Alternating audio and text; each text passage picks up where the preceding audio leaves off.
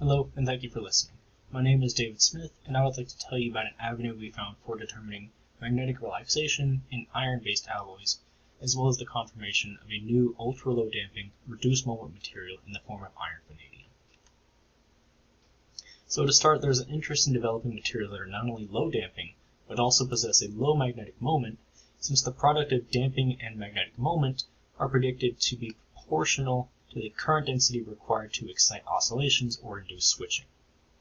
Now, iron is known to be the lowest damping elemental ferromagnet, and while the origins of Gilbert damping in iron is well understood, which you can learn more about in this talk here, it comes with a high net moment. Now, many previous studies have shown that alloying iron with cobalt can reduce Gilbert damping to record low levels in metallic systems. However, it comes with a trade-off in the form of an even higher moment. So a promising approach to developing materials that are low moment and that could also possess low damping is to simply introduce non-magnetic materials into iron. However, it remains an open question of how Gilbert damping is affected through the introduction of non-magnetic dopants. So in order to address this question, we need to first understand what the Gilbert damping parameter is largely dependent on, and previous studies have pointed to two major contributors. The first of those is the spin-orbit coupling strength, which is known to scale with the Z number. Now, this study here on iron, palladium, platinum alloys determined a relationship between the intrinsic Gilbert damping parameter and the spin-orbit coupling strength by varying the ratio of palladium to platinum. The second main contributor to Gilbert damping has been shown to be the density of states at the Fermi level, and in this particular study of cobalt-iron alloys, the authors observed a correlation between the intrinsic damping parameter and the density of states at the Fermi level across a wide range of cobalt concentrations. So the question we want to answer here is, between these two major contributors, which plays the dominant role in governing magnetic relaxation in iron alloys with low Z number non-magnetic dopants? To do this, we investigated the compositional dependence of magnetic relaxation in iron vanadium and iron aluminum alloys. If we were to expect the spin-orbit coupling strength to dominate magnetic relaxation, we would expect iron aluminum alloys to show significantly reduced damping thanks to its much smaller Z number. However, what we instead observed is that iron vanadium showed significantly reduced damping due to a modification in the density of states at the Fermi level, and iron aluminum showed an enhancement in damping when compared to pure iron. We created our epitaxial thin films of iron vanadium and iron aluminum using DC magnetron sputtering on magnesium oxide substrates.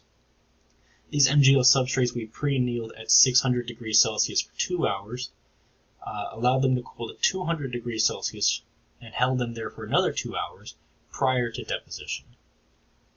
Iron and vanadium or aluminum were co-sputtered from two separate 2-inch targets and deposited directly onto the MgO substrate at a substrate temperature of 200 degrees Celsius.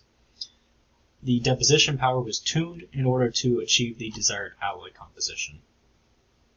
So this process yields a film structure of a MgO substrate, 25 nanometers of epitaxial iron vanadium or iron aluminum, and a capping layer of vanadium or aluminum deposited at room temperature in order to prevent against any oxidation.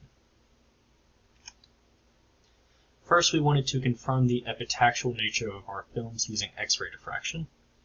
Now, XRD scans reveal that we do in fact have a single-phase BCC structure by evidence of only seeing a 002 film peak. Now, the absence of a 001 film peak indicates that these films are solid solutions without any preferential ordering. And also, the epitaxial relation between iron films and MgO substrates is well known and holds for our films here. This leads to a 45-degree rotation of the film with respect to the substrate. From there, we performed ferromagnetic resonance experiments with the field initially applied within the plane of the film and all experiments done at room temperature. Here I show the total FMR line width at a fixed excitation frequency of 20 GHz. From this, we can see that iron vanadium is showing a reduced total line width compared to pure iron by about 25%. Iron aluminum is showing enhanced total line widths when compared to pure iron. So this initial measurement already clashes with our expectation of an average Z number dominating magnetic relaxation. Now, to disentangle the magnitude of damping present within our films, we need to perform FMR across a wide range of excitation frequencies. From there, we fit the line width data with a linear fit, where the slope of that linear fit is proportional to what we are calling an effective damping parameter.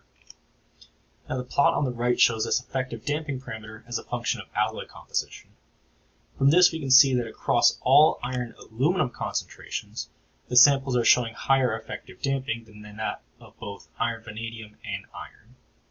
We can also see that at low alloy compositions, iron vanadium films show little to no reduction in effective damping when compared to pure iron. Now, while this result might suggest something other than the average Z number governing magnetic relaxation, performing FMR experiments with the external field applied parallel to the film plane allows for the effects of non-Gilbert-like relaxation processes, like 2-magnon scattering, to be present. So in order to eliminate any possible effects that 2-magnon scattering might have on the measured damping, we next perform FMR with the field applied perpendicular to the film plane. We perform the same FMR experiments and perform the same linear fit, except now the slope of this linear fit is related to an intrinsic damping parameter. From this, we can see that the iron aluminum films are still showing enhanced Gilbert damping, but now iron vanadium films are showing a clear reduction in intrinsic damping, almost as low as 0.001 for some vanadium concentrations. Now, these iron vanadium results also agree qualitatively well done by with this computational study done by Mankowski et al. A few years ago, where they predicted the damping parameter in various transition metal alloys, including iron vanadium. Now, these results do clash with our initial expectation of a reduction in Gilbert damping via reduced spin-orbit coupling strength from a reduced average Z number. So we're forced to consider a different alternative in order to explain our results. Now, previous studies have confirmed a correlation between a reduced density of states at the Fermi level and lower damping. Therefore, we now examine whether this trend holds for our iron-based alloys. So, density functional theory calculations were performed for a select concentration of iron vanadium and iron aluminum, and we compared those with pure iron. Here I'm showing the spin split density of states for various atomic configurations, each indicated by a band in iron vanadium or iron aluminum, and the density of states at the Fermi level is indicated by this double-ended arrow. So from these figures and these numbers, we can see that iron vanadium is showing a reduced density of states at the Fermi level, and iron aluminum is showing an enhancement. Now, this trend is consistent with the ones that we saw in intrinsic Gilbert damping, and lead us to conclude that the density of states is the governing factor in determining magnetic relaxation in these iron-based alloys. To conclude, we investigated magnetic relaxation in iron vanadium and iron aluminum alloys. We observed a reduction in intrinsic Gilbert damping in iron vanadium films and an enhancement in iron aluminum films. This trend cannot be explained simply by a reduced average Z number and presumably a reduced spin-orbit coupling. Instead, we attribute this to a modification in the density of states at the Fermi level as the dominant factor governing magnetic relaxation. Additionally, this work also confirms iron vanadium films as a promising ultra-low damping, reduced moment material that can be used in place of other low damping but high moment materials for power-efficient spin-torque devices. Now, if you'd like to learn more about this work, you can check out our paper here at Physical Review Applied, and I look forward to answering any questions you might have. Thank you for listening.